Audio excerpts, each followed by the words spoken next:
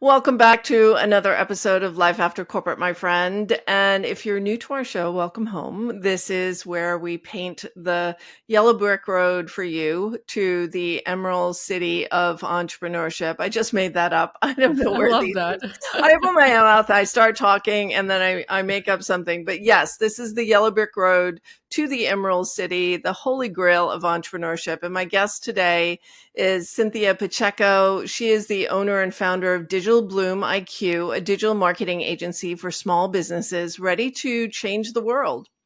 She and her team are passionate about supporting businesses that want to make an impact and grow their vision.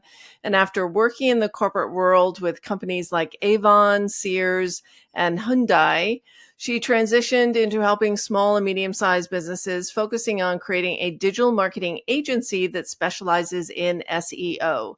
And when she's not working, you can find her baking with her daughter, hanging with her partner, or watching the Gilmore Girls on the sofa.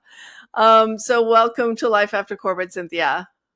Hey, Deborah. Great to be here. It's great to have you here. And we were chatting just a few weeks ago. We're colleagues in a professional network, and we were talking about Cinthia being 10 years in and all the stages of lack of confidence, fear, wondering, do I really have what it takes? And I thought bringing her on the show would be so helpful for those of you who are first getting started, so that you're not just taking my word for it, but you're learning from someone else that, Right. yes, you will survive the stage that you're in right now and eventually thrive on the other side. So, Cinthia, welcome.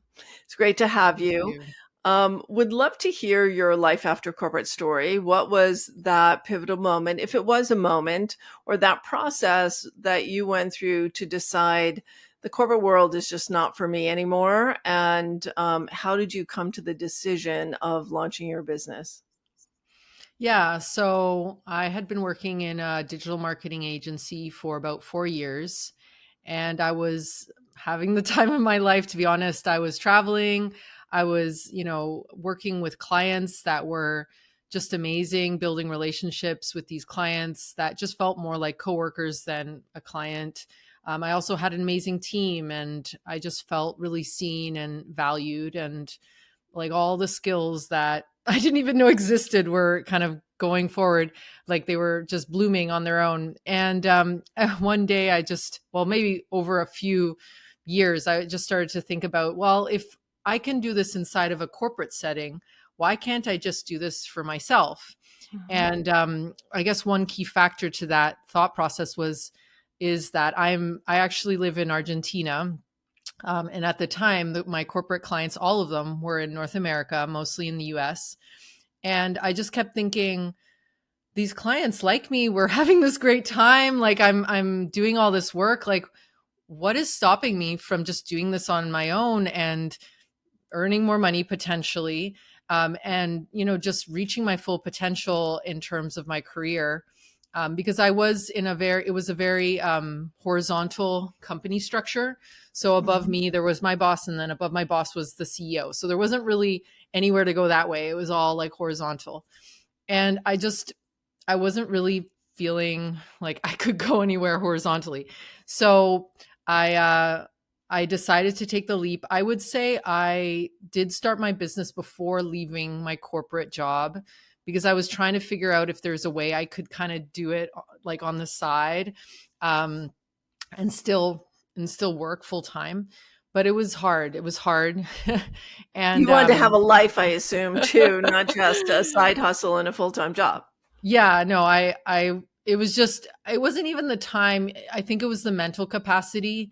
And I Mhm. was like, I realized all my creative and all my energy is going into this corporate job, and nothing's left over for anything, side thing. But I think I probably did do like a 6 month transition.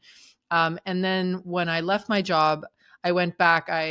When I came to Argentina many years ago, I actually taught English. So I did go back to teaching English, which was a really nice decision because it allowed me to still, earn some income and to be active and like just get my butt out the door some days, Mhm. and then, work on my business and try to figure out what is it like to build a business? Like, I don't have an MBA. I didn't have any sales training, or all I knew was I knew web analytics, which was what I was doing in my corporate job. And I was good at it and I enjoyed it. And I knew I had something. I would say when I left my job, I also knew there was something that I wasn't giving that I was meant to give. And that was Hmm. like just a key driver of like, there's something in this corporate part that I can't quite get to. Um, like logically, I'm doing all the things, but there's missing, right? Hmm. And that was an important, part of that decision. So there was something that was missing. And before we hit record, I asked you if, entrepreneurship was a spiritual journey for you. And you said, Right. no, not really. It was, but there was something, there was a calling. I'm picking up this calling. There was this Yes. internal niggle, and which is a technical term that we use in our company. It's like trust the niggle. Um, Yeah. but it was a calling, that there was something more, that you weren't fully actualized in the role that you had. And I also love the story about going back to something that you're passionate about, that you could get paid for, Yeah. teaching English as a second language. Hmm. And because that's a smart move, because let's talk about what those first couple of years were like for you after you left the comfort. And, I love your enthusiasm and your confidence in yourself. So you sounded really confident right there. Like, if I could do it for other people, and I'm doing all this great web analytics work, and they're loving it, I'm loving working for them, what would be different on my own? So what was different once you went on your own? Well, I guess so. So yeah, so I went to market. I decided that I wanted to help small businesses with their web analytics. I just was like, right, like I can do it here, I can do it there. Boom. What I quickly discovered is that for a small business, the needs and the things that are important are completely different for corporates, right? Corporate landscape. And I very quickly discovered, small businesses have tight budgets. And yes, looking at their Google Analytics is very important, but maybe they actually would rather prefer on marketing that gets them clients and leads, and quickly. And so I pivoted, I switched it up, and I started to offer SEO, that's where my SEO kind of branch of the agency came in. I'd never studied, like I'd heard of SEO, like, I was in a marketing agency, so I knew about all different types of marketing, but I'd never actually like dived into SEO, and it was perfect for me. I think the learning there too, when you're starting your business, is that you kind of don't know what you don't know until you start. And I would have never uncovered SEO, which became a great passion and is still one. I wouldn't have done SEO if I hadn't gone out and just started with what I knew around web analytics, and, kind of failed in that first year, if you will, because I realized there's just not enough demand for this service solo. But combining it with another marketing, boom, you've got like incredible. Now, I still made sales in that first year, but it just completely changed the game when I, incorporated SEO as one of my main services. So what was as you're going through this process that everyone does, right? It's the Right. process of figuring out, where is the true demand, who is the Yeah. real ideal client, what is the in-demand package look like that I could sell? What was going through your mind? Were you completely just neutral to what was happening on the outside and saying, oh, okay, that didn't work, I'll try something else? Or was there any doubt or confusion or overwhelm or any of those emotional states that most people actually end up going through in those first couple years? Yeah, no, all of the above, Deborah, all of the above, like tick, tick, tick. There was all the doubt and all the, I think the doubt came in from different angles around, I did doubt my actual expertise. If you're talking to small business owners who don't even open their Google Analytics, it can, start to jar you of like, am I actually doing something that people are going to find value if they don't even know how to get to their Google Analytics? So there were just doubts on that, on being a business owner and making business decisions around pricing, around how to say something, how to explain something. So yes, absolutely. And it's very much like you kind of pave your own path. You're talking about the yellow brick road. You just create it as you go, because you're just figuring out. Also, like, I was figuring out, what did I knew I had these skills and I was enjoying doing them, but I was also figuring out, like, well, but what is the bigger picture of this? I can get on a client call and explain a report to a client, but what is the impact of that to this client? I did know very, very clearly early on that I desperately wanted to help small businesses, particularly owned by women, because I saw so many women doing incredible things, and they weren't doing, marketing. I could see their marketing was off. And when I got to SEO, I saw so many women not doing SEO. And I realized, because it can feel more technical than social media in some cases, they shy away from that. And that's where I hit on my impact, my vision goal. Is like, I want to help these women change the world. And I can do that by amplifying their message through something like SEO. And that, again, that kind of happened as I got to know more people, got to know more businesses, and found my, like, sweet spot, I guess, in there. So how did you get past those dark nights of the soul? Those times when you were really doubting your value proposition and, am I on the right path? Am I going to be able to support my family in the way that they're used to being supported by me, by my Right. salary? Those are some of the things that we go through. Because when we were talking before, you mentioned this as a journey of confidence. And Yeah. so how did you get from that place of being maybe prematurely confident, then getting a good swift kick in the butt that, like, oh, these aren't the same needs that these people have. They have different needs. They don't even understand some of the language I'm using. Right. So how did you get past that? What were some of the things that you had to do, emotionally as well as practically, for your business? Yeah, well, first I want to say I feel like I gave up many times. Like, I mean, by giving up, I would say internally there were just days where I didn't want to do anything, or I felt like, just negative internal talk that really slowed down any progress. And so I really had to work on my mindset, which is what you've been kind of guiding, me to say, right? Like, my mindset, what that looked like was journaling, was, listening to people who helped me feel good. At the very beginning, I hired a coach and I was in a group program, and that's what I could afford at the time. And it was a large group program. I think there were 30 other women. And so sometimes being in those spaces was distracting, because you're, with everybody else's stuff, but it was also a way to stay active. It was a program that stimulated us to pitch and to get out there, and just that on its own was very, very helpful. So I would say definitely find your community, like yours, Deborah's. Like, find a space that you can feel comfortable, that you can be yourself, but you also feel like people can pull you out of the hole if you feel like you're in one. And then if you do struggle with mindset stuff, like I did, and I'm still working on it, to be honest, find the tools that will help you see the bigger picture. So many times we're just so close to what's going on right now, and we forget, oh, there's like a bigger picture here. And even just stepping back, like one little step, it's like, okay, maybe it's not that bad, and journaling for me is my go-to tool for sure.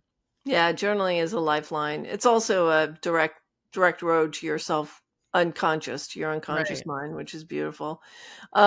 You mentioned, you some of the mindset traps and taking the bigger picture view, which is so important. How did you overcome some of the tactical things of, not coming from a sales background? When you're working for an agency, someone else is, the hunter and the gatherer of the prospects, and they close the Right. prospects, and then Totally. you get handed the work on a silver platter. So how did you learn how to sell, and what were some of the mistakes that you made, and things that you learned in that process? That's such a good question. So I guess when you start your own business and you don't have an MBA, you just do a crash course. So I decided, like, I basically made different investments around learning.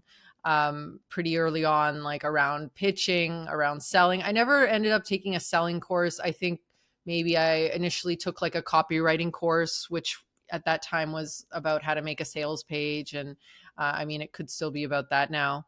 Um, I just took different, both learning like courses as well as hiring people who I could see had already done it and who inspired me. Sometimes the things that I decided to dive into and be immersed by weren't so tactical, to be honest. Sometimes it was just someone's energy that was really lighting me up. Like I've hired coaches and different types of online service providers, and who I just feel like being around them Mhm. makes me feel alive, and that I'll know what to do when I get to the thing. It might not be about the exact phrase I'm supposed to say on a sales call.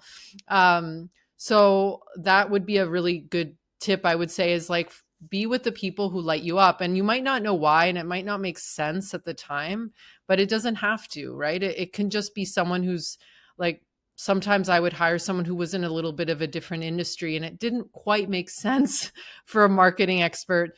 But then I would be in this community, and then I would be the only marketing person, and then all the other women would hire me. And it was like, this is why I was meant to be in here. So you Yeah. can invest in things for different reasons, and they don't always have to be tactical.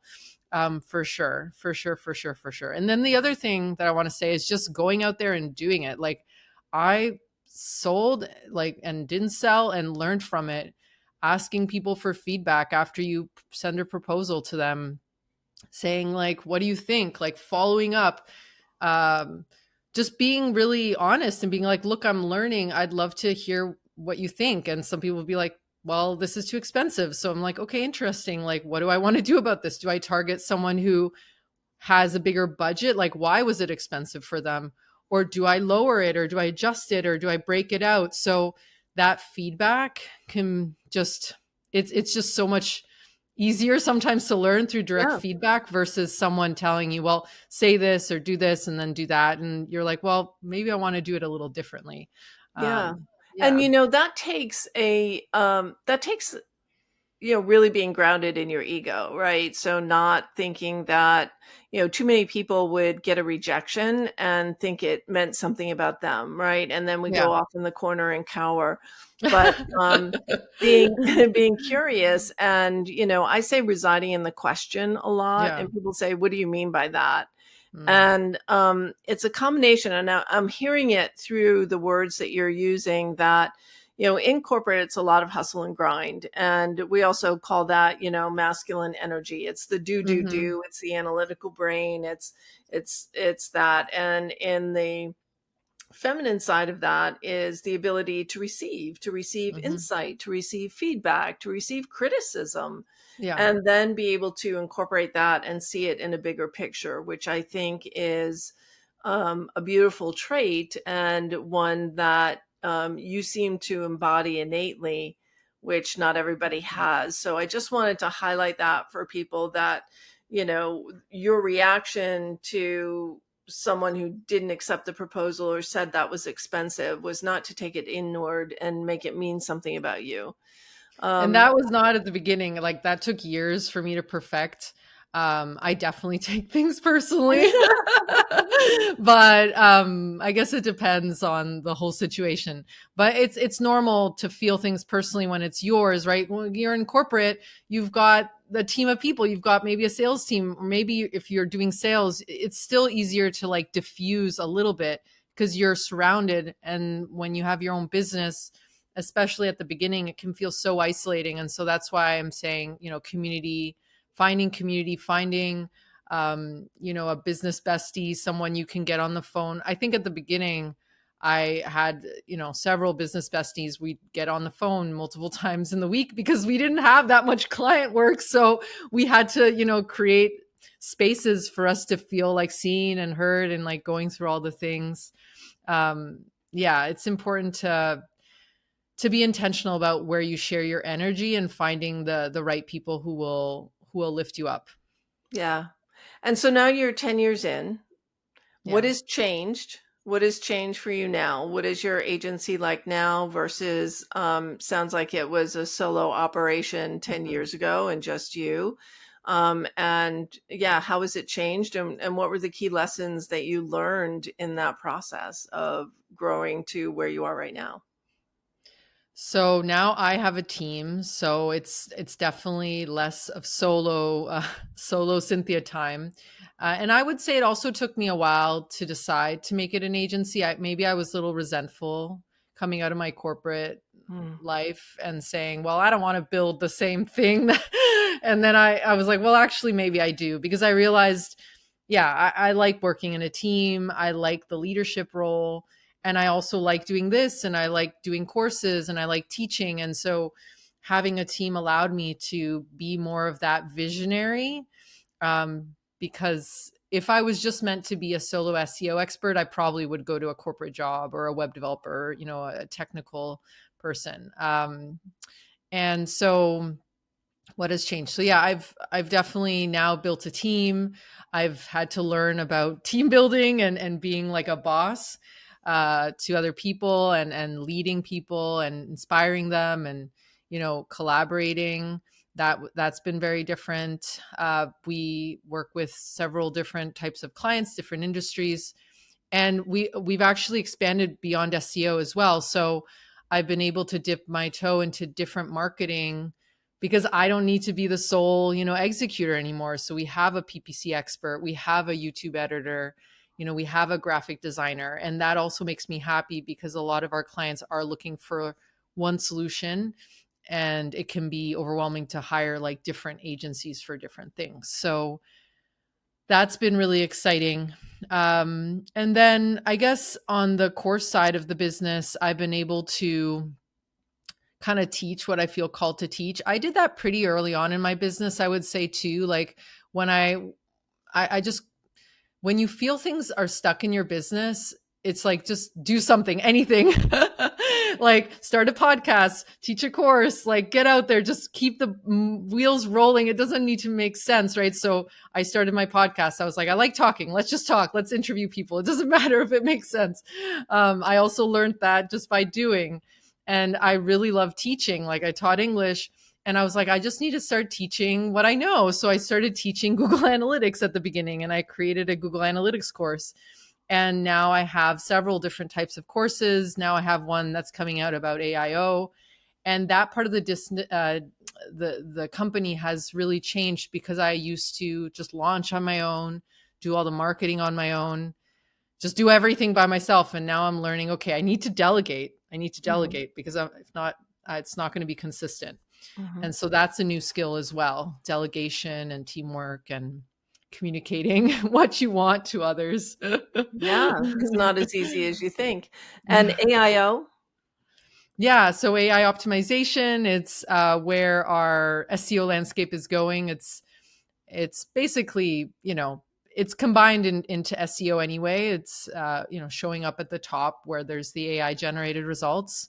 And so I've also in the last few years had to really do some deep soul searching. You were talking about spirituality, so maybe it's been spiritual, but because my industry has changed and hasn't changed, I've also had to redefine like what is my take on this and what is my identity around this. Like, do I want to be like right at the beginning when AI started to become more popular, I was like, I don't want to be an AI expert, but I need to show that this is how we do things now. And so I am doing an AI course to just teach and help business owners show up more in tools like ChatGPT and Gemini, for example. Yeah, that's great. Keeping on the cutting edge. So what are the top, 2 or 3 lessons that you learned on this journey of growth? Mm. Probably specifically over the last 5 years. How have you stretched and Mm. changed as a CEO? You mentioned learning how to delegate more, but what were some of the other things that really stretched you? And you would say, as I look back, these are the top 3 shifts that I had to make as a business owner. Yeah. So I would say take the leap before you see the other side. And it's easy for me to say that, but I will say I still have to take leaps every single day, and stretch myself. And my motto is kind of like, if you're not feeling fear, you're probably not stretching yourself enough. Mhm. I agree. You need to feel some fear, and you'll get better at enjoying that feeling. Because yeah, at the beginning, it's just like a muscle, right? Like you Mhm. get better at, you just need to just take that step forward. So that's definitely one. The other one I've mentioned already, but like, find your community, don't isolate yourself. I think so many business owners, there's like a little bit of a badge of honor of like, well, I can just do this for myself and I'm just going to learn it all. And like, don't be afraid to invest in in someone to help you market, to sell. Um, Obviously, I'm not like a financial advisor, but think about money as a resource that will give you shortcuts. And so if you need to spend a lot of money, it's okay. Like, that is, I think, I don't know. I feel like sometimes, especially in the beginning, we're just trying to always cut corners. And it's like, well, maybe you can get another job, or you can use a little bit of savings to invest and speed up the process. Because doing it on your own, you'll probably be able to do it, but no one's going to give you like a gold prize ribbon for like getting it all done on your own, and like, oh, you figured out copywriting and web design and this and that. And it's Yeah, like, no, and you what didn't do could you it. have been doing had you hired someone else to do that? What higher level business development activities, Exactly. and could you have grown faster, right? So Totally. I love how you frame the relationship with money around that. Yeah. And then the last one, I guess, just try to stay connected with your vision. Again, I Mhm. say that with a smile because I struggle with this too. I'm so much in the day-to-day weeds of like this and that and what needs to get done, like the checklist. But if you lose sight of, and to be honest, at the beginning, I didn't really know.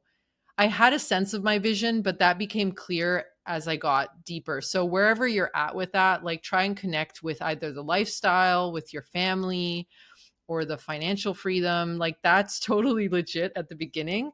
And then over time, it might become more, maybe it might not, maybe it'll become more like conceptual or philosophical, and you'll have like a deeper, like, satisfying soul vision, if you will, that money and all the things support, right? Mhm. So yeah, that can help keep you going in those first years where you you you are figuring out all the things.